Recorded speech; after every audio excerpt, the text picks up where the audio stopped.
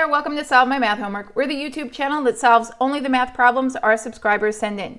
So today we're asked to divide 2x cubed minus x squared minus 13x minus 3 all by x plus 2. And we are going to do that with synthetic division. So let's go ahead and get started. All right, so if we're going to do synthetic division, notice I have this little half box here. This is how we set this up.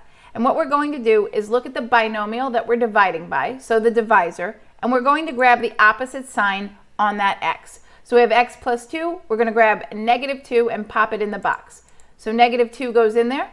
Then we are going to take the coefficients from each term in the dividend, so the thing we are dividing x plus 2 by, and we're going to list them out here. So let's list them out. Don't lose your signs. We have 2 from the x cubed, negative 1 from the x squared, negative 13 from the x, and negative 3 is the constant. Now beware, if you have a highest power of 3 like we do here, that means we absolutely need a placeholder for an x cubed, an x squared, an x, and a constant. If one of these were missing, say we didn't have a 13x, we went from x squared to negative 3, we would have to add a 0x in there. So make sure if you have a highest power of 3, then you can count all the way down to 0. You have a placeholder for each of those. All right, so let's get started.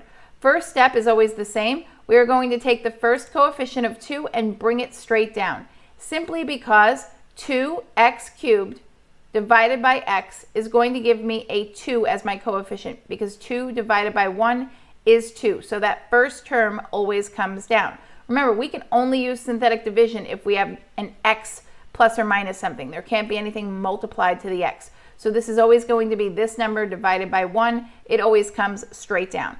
Okay, here's the process we're going to repeat over and over again until we're done. We brought down our 2. Anything that comes down here, we are going to multiply by what's in the box there. So we're going to do negative 2 times 2. And then what are we going to do with that negative 4? We're going to place it right beneath our next coefficient. So let's put negative 4 there. Now what do we do with these two rows?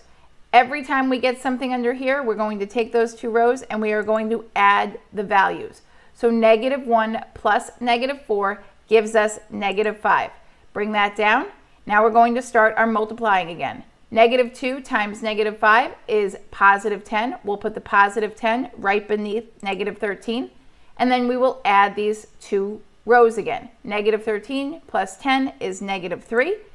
And we will multiply negative 2 times negative 3. We get positive 6 and we'll place it right beneath the negative 3. We will add negative 3 plus 6 and we get positive 3. That value right there represents our remainder. If you got a 0 here, that means that x plus 2 is a factor of this and it divided evenly. But since we got a value that isn't 0, it means we have a remainder. So we'll have to do something with that. All right, so what are we looking at here? We have a bunch of numbers.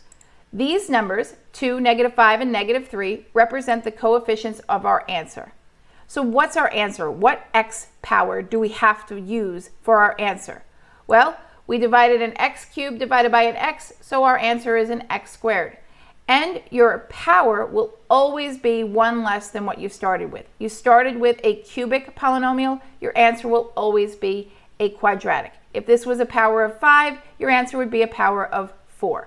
So let's go ahead and line up those coefficients. We have 2x squared minus 5x minus 3 plus 3 over x plus 2. Just like when you did regular long division, the remainder goes as a fraction over what you divided by, so over the divisor. And that's it. That's all you got. Still have questions? Go ahead and subscribe to our YouTube channel and submit them to us, and we'll make you a custom video so you won't be confused anymore. Till next time, take it easy.